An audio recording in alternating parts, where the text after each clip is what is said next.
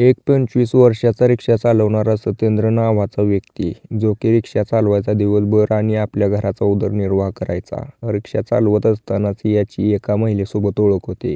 ही महिला विधवा होती. दोघांमध्ये चांगलीच ओळख झाली होती. ओळखीचं रूपांतर प्रेमामध्ये झाल्यानंतर हा सत्येंद्र तिला संबंध करण्यासाठी उसामध्ये बोलवतो. आता दोघांमध्ये प्रेम होतं, ओळख होती. त्यामुळे ही पण महिला सत्येंद्रवरती विश्वास ठेवून उसामध्ये येते. रात्रीचे लगभग 11 वाजले असतील. या महिलेला उसामध्ये आल्यानंतर सत्येंद्र तिच्यासोबत असं काही करतो, ज्यामुळे ही घटना सोशल मीडियावरती व्हायरल झालेली आहे. पूर्ण घटना जाणून घ्यायची असेल तर व्हिडिओ शेवटपर्यंत बघा. लाईक नक्की करा. चॅनल सबस्क्राईब पण करा. नमस्कार मित्रांनो, या घटनेची सुरुवात 2023 पासून होते. 2023मध्ये पूनम नावाची एक 33 वर्षाची महिला, ही महिला तिच्या पतीसोबत आरामात राहायची. 2 मुलं होती. मुलांचा सांभाळ करायची. दिवसभर पती मेहनत कष्ट करायचा. आलेले पैसे पूनमपाशी द्यायचा. बाकी पूनम घर वगैरे चालवायची. पोरांची शाळा, त्यांचं घराचं व्यवस्था पूर्ण पूनमच बघायची. पती जरा चांगल्या नोकरीवरती असल्यामुळे एक मध्यमवर्गीय कुटुंब होतं. चांगल्या प्रकारे आयुष्य चालू होतं. पण त्या म्हणतात ना की आयुष्य चांगलं चालू राहिलं तर त्यामध्ये कोणाची ना कोणाची नजर लागतेच. असंच झालं. काही दिवसानंतर पूनमचा नवरा ॲक्सिडेंटमध्ये वारला. ज्या वेळेला पूनमचा नवरा अचानक गेला, त्यावेळेला पूनमला समजत नव्हती की काय करू, कसं करू, कोण साथ देईल, आता माझं पुढचं आयुष्य कसं चालेल. लहान लहान 2 लेकरं आहेत आणि जेवढे सगळे कुटुंबीय होते, जेवढे सगळे नातेवाईक होते, तेवढे याचा अंत्यसंस्कार करेपर्यंत 10वा-12वा उरकेपर्यंतच थांबले. त्याच्यानंतर हिला कोणी ओळख पण देईना. त्यांना असं वाटायचं की ही महिला आता एकटी आहे, लहान मुलं आहेत, ही आपल्याला नक्कीच पैसा मागेल, आपल्याकडं मदत मागेल. त्यामुळे तिला कोणी चिटकूनच घेईना. आता या सगळ्याचा अंदाज पूनमला आलाच होता. त्यामुळे ती कोणाला काहीच बोलली नाही. तिची रडून रडून अवस्था बेकार झालेली होती. पण शेवटी तिला समजलं होतं की आपली लहान लेकरं 2 सांभाळायची असतील, आयुष्य चांगलं जगायचं असेल तर आपल्याला खंबीरपणे काम करावं लागेल, कष्ट करावं लागेल. तिच्या पतीची शेती होती 7-8 एकर. चांगल्या प्रकारे शेती पिकत होती. गहू, तांदूळ अशा प्रकारे करायचं त्या शेतीमध्ये. त्यातून चांगला पैसा यायचा. त्यावेळेला ही पूनम आता म्हणते की मी स्वतः शेती करणार आणि पैसा कमवून आपल्या लहान लेकरांना सांभाळणार. आता जी काय कामं आहे ती रानातली, ती सगळी पूनम करू लागली. ट्रॅक्टर भाड्याने बोलवणे, भाडं करून घेणे, काम करून घेणे, शहरामध्ये जाऊन जे काय औषधं लागतील, जे काय बियाणे लागतील सगळं घेऊन यायची, पैसा खर्च करायची. पतीचा इन्शुरन्सचा थोडा बहुत पैसा भेटलेला होता. याच पैशातून हे सगळं चालू होतं. आयुष्य तर चालू होतं, पण पूनमच्या मनामध्ये एकटेपणा होता. तिच्या मनामध्ये तिच्या पतीचा सहवास, मनामध्ये आठवणी यायचा. पण शेवटी काय करू शकत नव्हती. आता एक विधवा झालेली महिला होती ही पूनम. दिवसामागं दिवस जात होते. एक दिवशी असंच पूनम बियाणे आणायला गेल्यानंतर सगळं पैसे खर्चून टाकते आणि हातामध्ये बियाची पिशवी होती. हातामध्ये रुपया तर उरला नव्हता. चालत तर कसं जाणार, भरपूर लांब होतं गाव. त्यामुळे एक रिक्षा बोलवते. रिक्षा त्यांच्याच शेजारच्या गावातली होती, ओळखीची होती, सारखी येणारी जाणारी होती. रिक्षामध्ये बसली. थोडं दूरवरती गेल्यावरती रिक्षावाल्याला म्हणते की माझ्याकडे पैसेच नाहीत. रिक्षावाला सत्येंद्र म्हणतो की पैसे नाहीत? अहो मग रिक्षात कसा बसला तुम्ही? रिक्षात आम्ही पैशासाठी तर चालवतो ना, आम्हालाही पैसा घर खर्च चालवण्यासाठी लागतो. पैसे नसेल तर कसं चालणार? जर तुमच्यासारखं प्रत्येकजणच म्हणायला लागलं तर आम्ही कसा चालवायचा धंदा? आता ही म्हणते की मी प्रत्येक वेळेला तर देते, तुम्हाला माहिती आहे मी तुमच्यासोबतच येते प्रत्येक वेळेला. तर एक दिवशी नसलं म्हणून काय झालं? सत्येंद्र म्हणतो ठीक आहे, आता काय करू शकतो? एक काम करा, मला तुमचा नंबर द्या. मी ज्या वेळेला तुमच्याकडं पैसे येतील त्यावेळेला तुम्हाला कॉल करून पैसे नक्कीच घेईन. आता ही महिला जी होती, आता या पूनमने सत्येंद्रला हा तिचा नंबर देऊन टाकला. घरी सोडलं तिला आणि तो तिथून निघून गेला. लगभग रात्रीचे 8-9 वाजता जेवण वगैरे झालं होतं. झोपायची तयारी करत होती ही पूनम. त्यावेळेलाच तिला फोन आला. तिकडून म्हणतोय की मी बोलतोय. ही म्हणली कोण बोलतोय? तर ती म्हणला सकाळी तुम्ही बसला नव्हतात का रिक्षामध्ये? तोच रिक्षावाला सत्येंद्र. ही पूनम म्हणली बोला की तुमचे पैसे मी नक्की देईन, तुम्ही नका काळजी करू. तो सत्येंद्र म्हणतो पैशाची काळजी नाही हो मला, फक्त बघावं म्हणलं नंबर बरोबर आहे का. तसंही तुमचा आवाज एकदम भारी आहे बरं का, गोड आवाज आहे, मला आवडला. आता या दोघांमध्ये हळूहळू बोलणं चालणं चालू होतं. ज्या वेळेला पण तिला शहरामध्ये जायचं होतं त्यावेळेला यालाच कॉल करायची सत्येंद्रला. याची रिक्षा बोलवून घ्यायची. पुढे चालून या दोघांमध्ये चांगली ओळख झाली होती. ओळखीचं रूपांतर हळूहळू प्रेमामध्ये व्हायला लागलं होतं. हा सत्येंद्र पूनमला रिक्षामध्ये बसवायचा आणि इकडं ने तिकडं ने फिरवायला घेऊन जायचा. तिची लेकरं घरी असायची, नातेवाईकांपाशी सोडायची किंवा शाळेला गेली की हे दोघं इकडं तिकडं फिरायला जायचे. या दोघांचं असंच होतं. एक दिवशी या सत्येंद्रने हिला पूनमला बसवलं रिक्षामध्ये आणि म्हणला चला एका ठिकाणी बागेत फिरायला जाऊ. बागेत फिरायला घेऊन गेला, तिथून फिरवलं, सगळं झालं. लगभग संध्याकाळचे 6 वाजलेले असतील, थोडा थोडा अंधार पडायला लागला होता. आता म्हणला कुठं जायचं.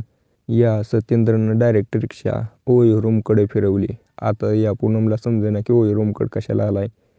त्या ठिकाणी आल्यानंतर त्याने रूम बुक केली. म्हणला चला थोडी वेळ बसू, थकवा आलाय मला, जेवण वगैरे करू आणि मग जाऊ.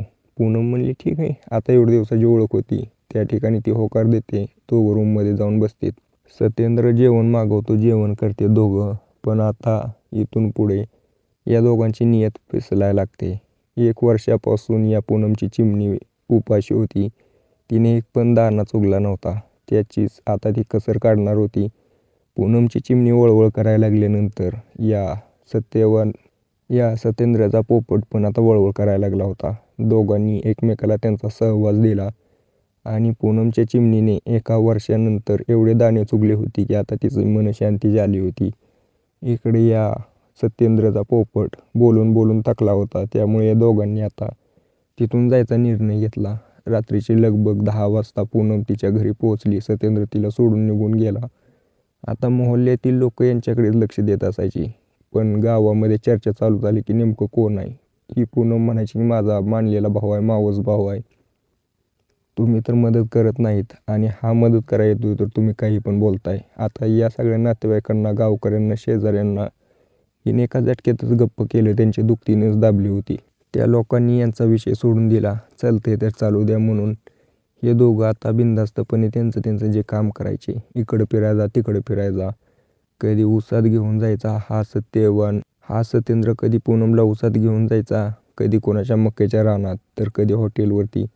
आता तर हद्दच झाली होती. रात्रीच्या 8 वाजता रिक्षा चालवून डायरेक्ट हा पूनमच्या घरी यायचा, इथं झोपायचा, तिच्या चिमणीसोबत खेळायचा, सकाळी उठून त्याचा पोपट घेऊन निघून जायचा.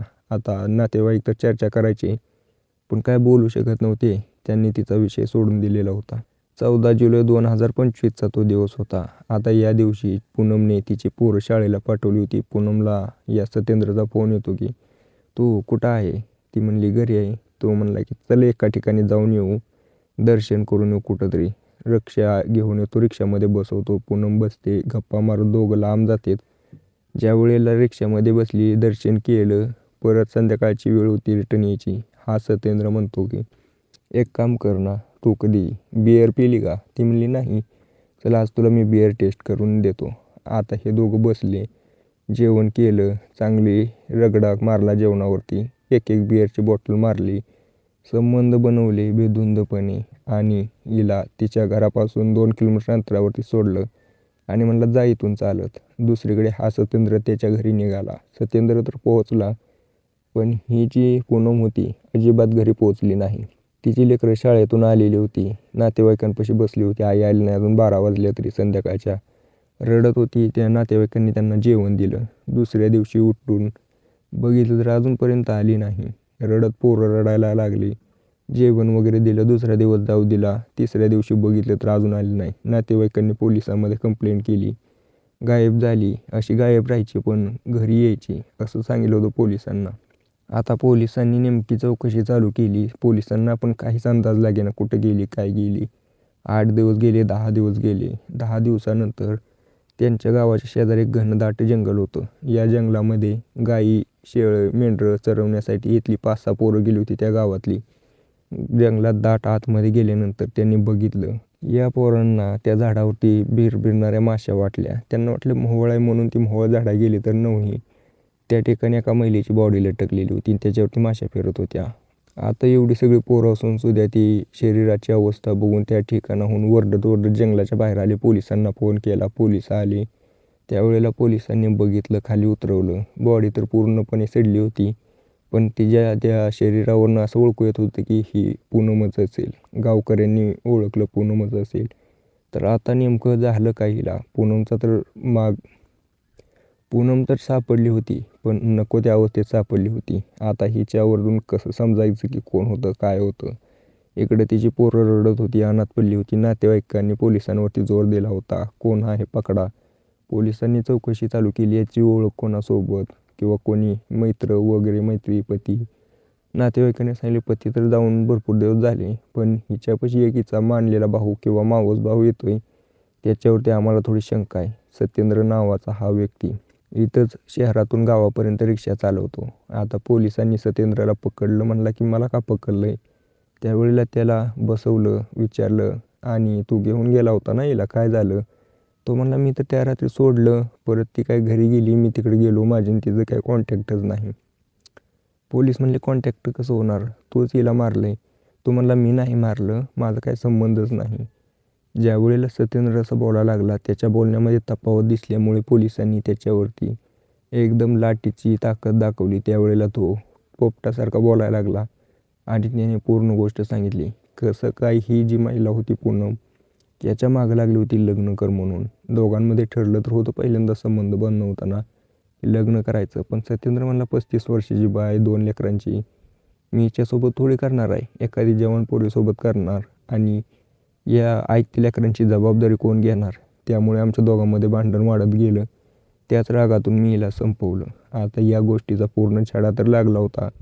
आता बाकी होती याला शिक्षा देणे. कोर्टामध्ये ज्या वेळेला हजर केलं त्यावेळेला याला जन्मठेपेची शिक्षा देण्यात आली.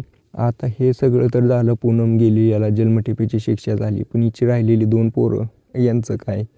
तर पोलिसांनी या दोघांना चांगल्या अनाथ आश्रमात दाखल केलं, ज्या ठिकाणी चांगली शाळा असेल, चांगलं त्यांचं नियोजन होईल. आता पोलिस यांच्यासोबत कॉन्टॅक्टमध्ये आहेतच.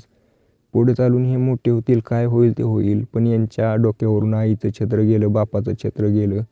राहिलं तो समाजाचं ताणतणाव, हेच राहिलं. बाकी तुम्हाला या घटनेबद्दल काय वाटतं मला कमेंट करून नक्की सांगा.